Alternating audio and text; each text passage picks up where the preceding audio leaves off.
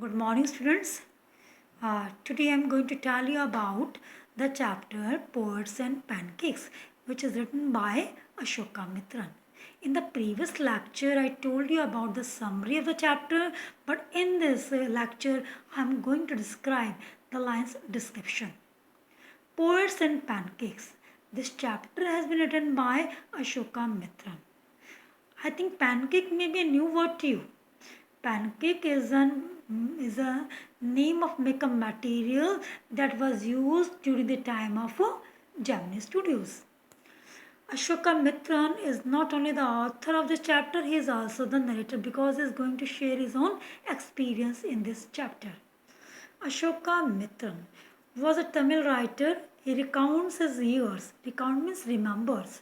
His years at Gemini Studios. He had spent more than a decade, more than 10 years in Gemini Studios, and is going to share his own experience through this chapter. Uh, he has shared his own experience. The name of the book is My Years with Boss.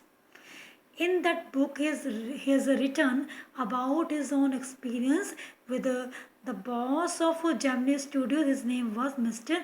S.S. Vasan, and it is an extract which has been taken from here, which talks of the influence of movies on every aspect of life in India. The Gemini Studios. You will read about only one studio here. The name of the studio is Gemini Studios. Located in Chennai, was set up in 1940. You must mark it. It was set up in 1940. It was one of the most influential film producing organizations of India in the early days of Indian film making. जब Indian film making जब बॉलीवुड की बात करते हैं हम तो उस समय ये जो जेमिनी स्टूडियो था इसकी बहुत ही अपनी एक अच्छी अप्रोच थी, एक बहुत ही इन्फ्लुएंशियल फिल्म में बनाया करते थे. Its founder was Mr. S.S. Vasan, who was also the boss of the Gemini Studios. The duty of Ashoka Mitran, or the duty of the author or narrator in Gemini Studio, was to cut out the newspaper clippings. अब यहाँ narrator का काम क्या था? His duty was to cut out the newspaper cuttings or clippings, important clippings, on a wide variety of subjects. And what did he do? And stored them in files. उन important clippings को cut करके वो क्या करते थे? उनको files में store किया करते थे. Damn for clippings. Many of these had to be written out by hand. कभी कभी manuscript अपने hand से भी लिखा करते थे. Although he preferred an insignificant function, he was the most well informed to all the members of the Gemini family. All the members of Gemini Studio thought that the narrator was wasting his time there. The following is an excerpt from his book, My Years with Boss. You must mark the important lines. I'm going to begin the chapter now. Pancake was the brand name of the makeup material that Gemini Studios bought in truckload. It was set up in 1940. Now 2020 is going on. Pancake क्या था? Pancake एक brand name है makeup material का that was used during the time of 1940 in the Gemini Studios. और it was bought, इसको खरीदा जाता था in truckloads. In truckloads mean the formation of in excess. Excess में खरीदा जाता था because the actors and actresses used this type of makeup material during that period. Great Grabo reference has been given in the book. Number one, he was a Swedish. Greta Grabo, she was a Swedish actress. वो Swedish actress थी. Must have used it for her pancake. उसने भी इसका ज़रूर use किया होगा. Miss Gohar must have used it. उसने भी इसका ज़रूर यूज़ करा होगा. She is an Indian actress. उसने भी इसका यहाँ पर ज़रूर यूज़ करा होगा. And Miss Gohar is not doesn't belong to India. Miss Gohar may be Hollywood. Miss Gohar must have used it again for the pancake. Vasanti Mala, she is an Indian actress. She must have used it. उसने भी इसका use करा होगा क्योंकि she belonged to the period of 1916 around maybe there. But Rati Agnihotri belonged to 2000 or maybe 1990 period. Rati Agnihotri may not have even heard of, लेकिन शायद रति Agnihotri belong to the modern period, she might have not even heard of it, शायद उसने इसके बारे में नहीं सुना होगा. ग्रेटा ग्रैबो एंड मिस गोवर जिन्होंने belong to Indian history, Indian film industry, इन्होंने भी शायद इस मेकअप मटेरियल का नाम सुना होगा. वजंती माला ने भी सुना होगा, लेकिन रति अग्निहोत्री ने इसका नाम नहीं सुना होगा. Rati Agnihotri no very well that year famous movies Coolie. The makeup department of the Japanese studios. Very important point regarding makeup department. First of all, you must come to know where is it situated. Makeup department of the Japanese studios was in the upstairs of a building that was believed to be having Robert Clive's stable.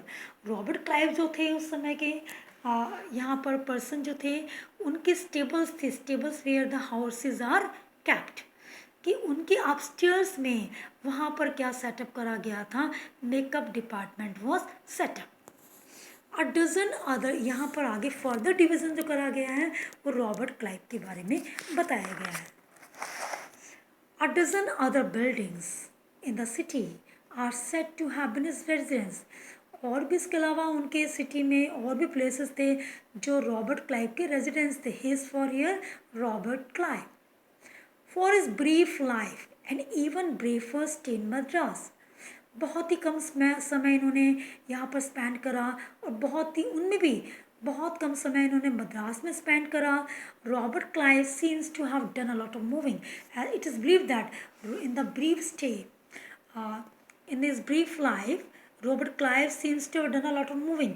उन्होंने बहुत ज़्यादा movement करा. Sometimes he to move that place and move to the city में भी there. Besides fighting some impossible battles in remote corners of India. किसके अलावा कि इन्होंने यहाँ पर जो इंडिया के रिमोट कॉर्नर्स हैं वहाँ पर कुछ इम्पॉसिबल बैटल्स भी उन्होंने लड़ी हैं. लास्ट में ही मैरिड ए मैडन. वहाँ फिर लास्ट में उन्होंने क्या करा, एक यंग अनमैरिड गर्ल्स से मैरिज कर ली. Where in saint marriage church. कहाँ पर, in Fort Saint George in Madras. Madras में इन्होंने वहाँ पर क्या कर ली, मैरिज कर ली. ये थोड़ा सा डिस्क्रिप्शन किसके बारे में बताया गया है about Robert Clive. And only makeup department की बात की जाए तो it was situated in the upstairs of the Robert Clive stable. Further observe here about the makeup department. अब यहाँ पर मेकअप डिपार्टमेंट था रॉबर्ट क्लाइव के स्टेबल में. वहाँ मेकअप रूम की अगर बात की जाए, makeup room had the look of a hair cutting salon with lights of all angles, around half a dozen large mirror. You assume the makeup room. अब makeup room किस form में था, you can see there dozen large mirrors. बड़े बड़े mirrors लगे हुए थे दर्जनों की संख्या में. और वहाँ पर हर एंगल से you can observe the lights. हर एंगल से लाइट्स को you know very well that when of the reflections falls on the mirror तो it is unbearable for the person to look the reflection. तो makeup room had the look, वो ऐसे लगता था जैसे क्या हो, हेयर कटिंग सैलून की तरह लगता था. Makeup room had the look of a hair cutting salon with lights, जिसमें अलग अलग एंगल से लाइट्स को देखा जा सकता था. वो कितने मिरर्स थे, near about half a dozen, not a dozen, half a dozen sorry, near about 6 mirrors could be seen there. They were all incandescent light. यहाँ पर मिरर्स के लिए कहा गया है कि incandescent light may be here you have to mark for the in, मतलब उसमें इतनी ज़बरदस्त light can be seen that here कि इतनी तेज़ी से लाइट, उसमें इतनी हीट प्रेजेंट होती थी कि वहाँ पे हीटिंग, क्योंकि जब रिफ्लेक्शन पड़ता था the heating feeling would be there. तो they were all incandescent lights. So you can imagine a fiery misery of those subjected to makeup. So you have to imagine the condition of those person who were sitting there for a makeup. Their situation was very unbearable for the actors and actresses, those who become the victim for their situation. जिसका वहाँ पर makeup किया जाता था, जो सफ़र होता था, तो यहाँ पर उस एक्टर एंड एक्ट्रेसेस कंडीशन बड़ी पिटिएबल होती थी. तो यहाँ पर फायरिंग मिजरी फॉर्मेशन में कि it makes unbearable for the actors and actresses to sit there. कि बड़ी तेज़ी से जो लाइट्स पड़ती थी, बड़ा तेज़ी से वहाँ पर जो एक लाइट्स का जो एक होता था ऐसे, लगता था जैसे हीट प्रेजेंट हो रही हो, looking like fire. It's very important question the first, कि अगर क्वेश्चन पूछा जाए तो वही बताना आपको बेटा कि at least it is very unbearable for the actors and actresses to sit there. The makeup department was first. You have to observe here the example of national integration, because the people from different states had become the part of the makeup department. अब इसमें इसको इसी वे में आपको learn करना है। The makeup department was the first headed by Bengali. सबसे पहले यहाँ पर who had come here Bengali, who became too big for a studio. At least he had no learning to special there. That's why he left the studio. फिर उन्होंने studio को छोड़ दिया. Later who came? He was succeeded by Maharashtrian. उसके बाद कौन आया? एक महाराष्ट्रियन आया. He was assisted by a Dharwad Kannadiga. You have to systematic learn. Dharwad connect उसे असिस्ट करता था. एक आंध्रा, फिर एक मद्रास इंडियन क्रिश्चियन, एक Anglo Burmese and the usual local Tamils were the part of the makeup department.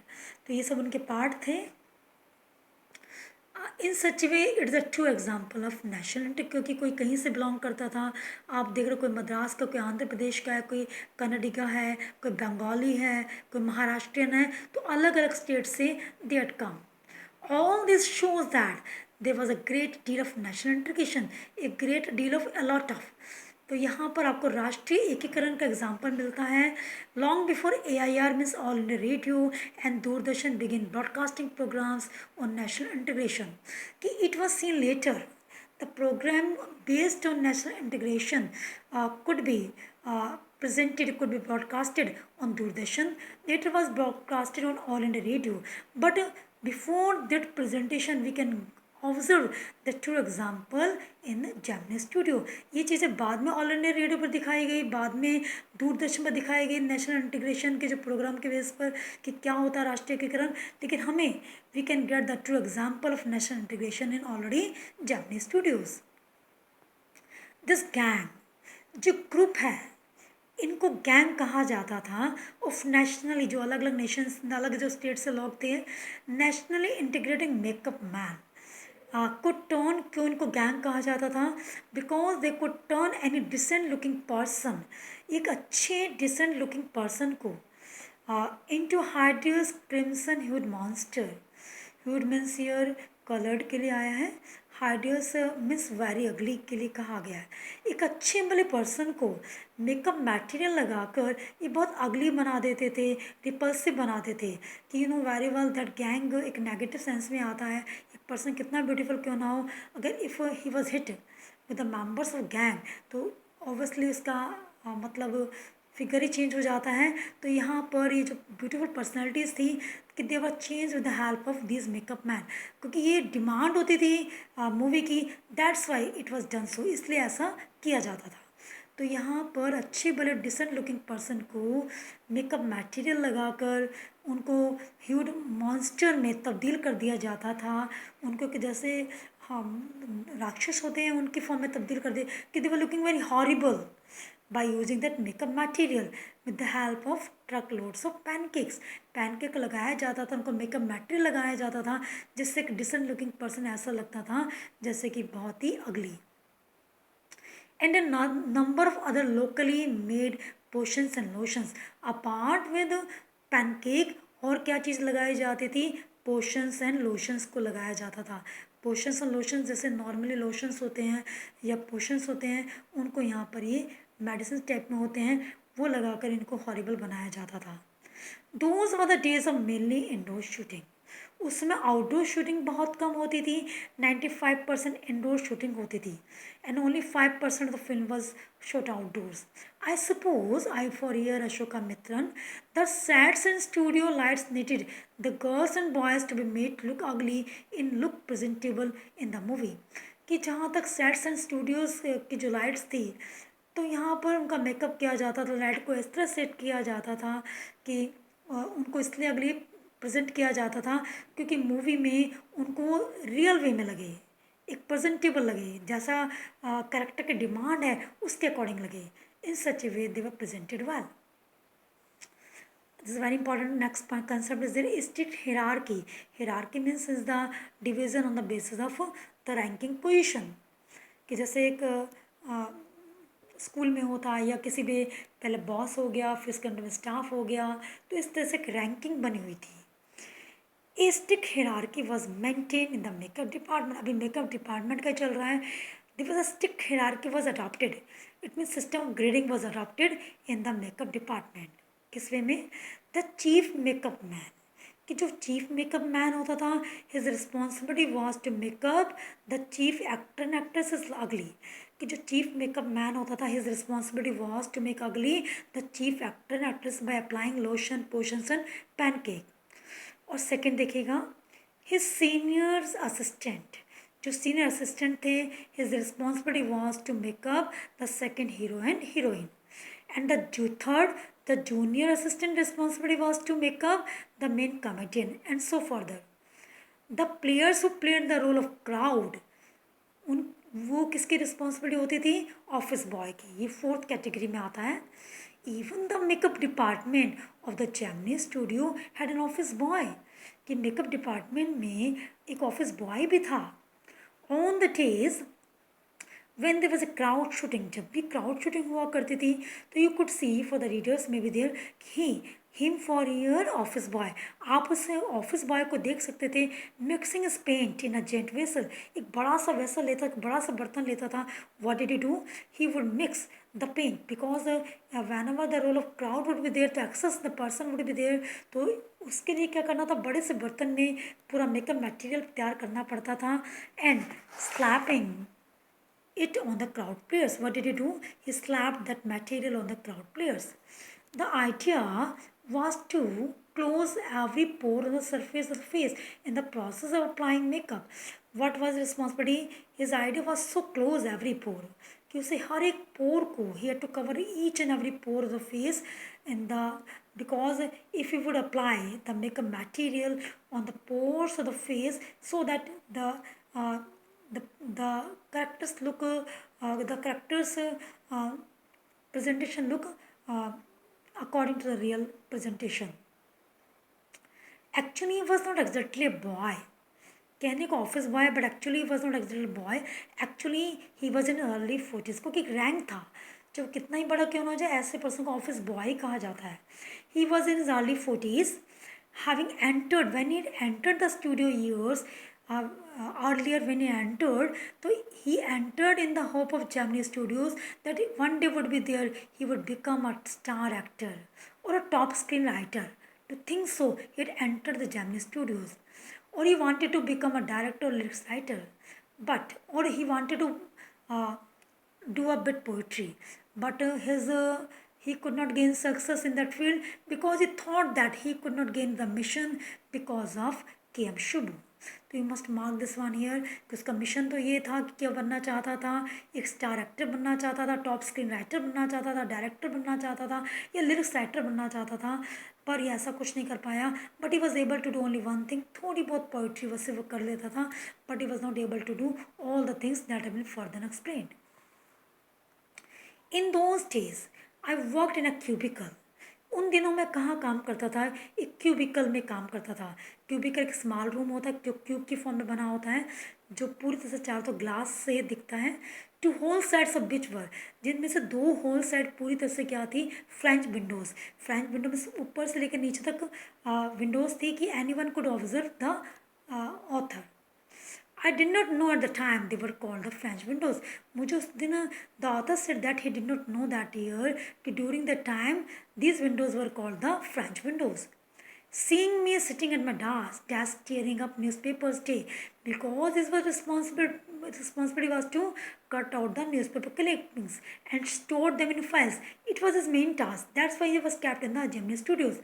But the others thought that he was wasting his time. He was doing next to nothing. He was wasting his time. It is likely that the boss thought likewise too. The surprising thing was that here the boss also thought in such a way.